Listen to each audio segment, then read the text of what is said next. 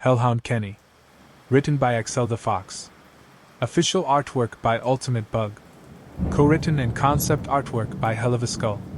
Warning: this work of fanfiction is intended for audiences 18 and over. It contains gore, graphic violence, foul language, sexual content, and other material that may be upsetting and inappropriate for some audiences, especially younger viewers. Viewer discretion is advised. This story is purely a work of fanfiction, based on the animated series Hazbin Hotel and Helluva Boss, with several characters and references from other media added in for the writers' and audience's amusement and pleasure. The writers do not own either Hazbin Hotel or Helluva Boss, and this AU story is made simply for enjoyment. Furthermore, it should be noted that the visuals used are in a style favored by the artist, giving a more realistic and anime feel towards existing and brand new characters, while also altering the designs of known characters, mainly the female variety. To put it bluntly, many of the females now have larger breasts and hips. If that is something you are not comfortable with, you have been warned. Hellhound Kenny is not an official property of Vivzipop, creator of Hazbin Hotel and Helluva Boss. It is not a replacement for her works, which inspired the AU. Please support the official content, and like and subscribe to support more content. When someone thinks of the afterlife, they often imagine being welcomed to the pearly gates of heaven, meeting their loved ones and being freed from all the hardships of their time on earth. Although, because of the sins that came with life itself, not many would make it to this land of gold and silver. Instead, most of humankind were sent to hell when they died. As for the reasons, well, they vary from the obvious to the uncertain. Even if they think they haven't done much to deserve the inferno, sin is still sin in the eyes of the afterlife. Thankfully, hell isn't as bad as the local churches claimed it to be, as instead of the burning brimstone and demons said to enjoy torturing sinners like the priests up on earth have told us, it was more or less not unlike that of the living world, only with a demonic twist, with the sky red, the cities and towns looking like the stuff of nightmares, and on some occasions with eyes staring back at the many residents of the dark realm. The many cities in hell were abundant to house the almost endless amounts of sinners and native demons living in this world of darkness, while hell itself was separated into 7 different rings, each with their own landscape and theme depending on what sin ruled over it. Although the various sinners were restricted to the top ring, pride, and could not travel down to the others.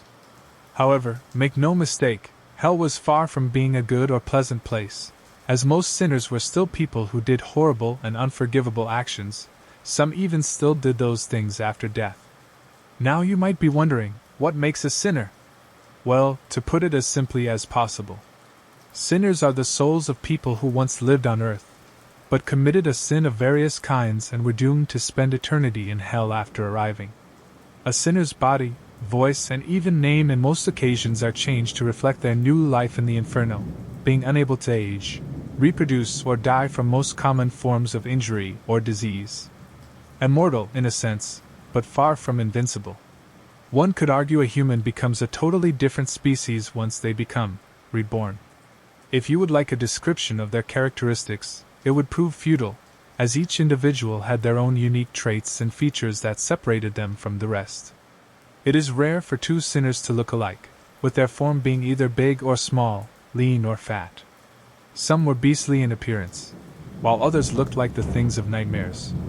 Trying to find similarities between such diverse individuals would bring even the most stern mind to madness. Even so, the only other problem hell had besides its inhabitants' behavior was the overabundance of its populace. Because so many humans are sent to hell and become sinners, hell would get overpopulated. Despite the fact that sinners couldn't reproduce, they were eternal beings. Thus, with so many living and every year bringing thousands more into their realm, it wasn't long before the vast cities were overcrowded. When heaven got word of this, they had a solution. However, their idea was by far the most horrible thing ever thought of. Something that made one wonder who were the real demons of the 2 conflicting sides. Heaven would send an army of ruthless and murderous angels called exorcists, to kill any sinner in sight, no matter of age, health, or status. In their eyes, sinners were worth less than the dirt where they stood and should be slain on the spot. This went on for thousands of years, with the extermination occurring every year on the exact same day. However, one particular resident of Hell thought this was beyond unfair, it was unjust. She wanted things to change, and believe it or not, this resident was none other than the daughter of Lucifer himself. Her name was Charlie Morningstar, the Princess of Hell. This may come to a surprise to many, but let it be known that Charlie Morningstar was not like most others down in the Inferno. One might even question how someone like her could be in Hell in the first place, let alone be a member of its royalty. Charlie was a demon who valued things like kindness, honesty, and would always try to find the best in others. All these qualities were bizarre for someone living in Hell, where most others only cared for themselves and acted accordingly. Speaking of said princess, Charlie was a tall and curvy white-skinned hellborn demon, standing around 6.5 feet in height. She had long, blonde hair that reached down past her back, with thin light coral streaks on the paler blonde highlights, which is usually tied into a twice-banded low ponytail by 2 black hair ties. Her hair also featured bangs that were flipped to the left side and ended with a curl. Her eyes were a faint yellow, while the pupils were crimson red, while she also had thick eyelashes and gray eyelids. She had black lips and rosy red cheeks, a mouth full of fangs, and a short snout with a black animal-like nose. Her fingernails were black and pointed. The princess wore a red tuxedo jacket with darker red lapels and a small white tag located on the left side. She wore this over an untucked, long-sleeved, high-collared white dress shirt that had 2 black buttons and dark red cuffs, one with black suspenders and a small black bow tie. Her dress pants were colored in a slightly darker shade than her jacket, and her footwear was heeled, white saddle shoes with black toes and tips of the heels. She was walking around to see if she could be of help to any sinners that survived. However, any who she did find would reject her help, either because they were too prideful to accept charity, or just didn't like her in general. Her title of Princess of Hell didn't really bring her much respect, as odd as that may sound. For you see, most sinners didn't respect authority of any kind while living, so it wasn't that odd they wouldn't gain such respect in death. As Charlie kept walking, she passed an alleyway, where she heard something in the shadows. It sounded like a dog whimpering. This caused the princess to wonder as she walked in to hear better, wondering if someone was in distress. As the princess walked further down, she eventually came to the source of the saddened noise. Hiding inside what looked to be an empty box was a hellhound, specifically a hellhound pup. He had white fur with dark gray fur on his shoulders, arms, hands and feet. Long and messy blonde hair and oddly enough blonde eyebrows, a long tail that was both white and black. He also had small scar patterns in his fur in random parts of his body with a crater-like scar on his muzzle, which all looked fresh as some still dripped with blood. His eyes were red much like many hellhounds and had tears coming from them. "Hello?" she called out gently, which led to the injured pup to bump his head inside the cardboard box and back away as far as he could inside. Though, due to his injuries, he couldn't push with his legs very well. Stay back!" he yelled, his back all the way to the end of the box, but he still tried to go further in as he pushed with his tiny legs. Hey, it's okay, I'm not going to hurt you," Charlie said, trying to calm the hellhound down as the pup looked at her, unsure. "Why, you're not?" he asked, stopping his movement but still with his back to the crate. "Of course not," Charlie said as she observed his current attire, a torn-up black shirt, brown shorts, and he was slightly limping with his left leg. "You're hurt," she stated, concern evidently in her voice.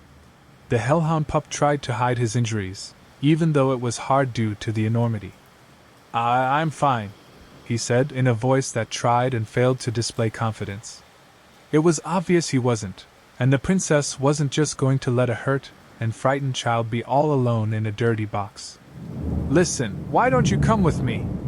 I can get you some medicine and bandages, then we can try and find your parents," Charlie offered, although to her confusion, he flinched at the mention of his parents. I can't, my mommy is..." The boy didn't need to say anything else. The tears in his eyes and sadness coming from his voice was all Charlie needed to understand the situation.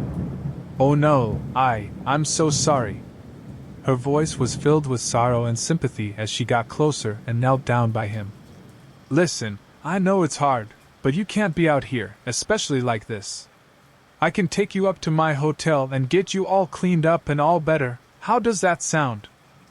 The hellhound pup rubbed away his tears as he stared at this stranger who was actually offering to help him. He knew he had nowhere to go now, and with how much he had been running since the extermination started, not to mention his injuries. Well, even at such a young age he knew he wouldn't last much longer, so with a sad look in his eyes, he nodded to Charlie. Charlie smiled as she picked the young boy up and held him close as she turned around and made her way out of the alley. The boy rested his head on her shoulder, feeling a strange sense of relief and calm. So, what's your name, little fella? I'm Kenny. The hellhound, now known as Kenny, spoke up. That's a nice name. I'm Charlie. The princess said as she took the boy to her home, a large hotel just outside of the city where she had been working on a special project for a good many years now. As they left the alleyway, the tower that had the countdown for the next extermination resetted from 000 to a new year's worth of days, counting down till the next extermination.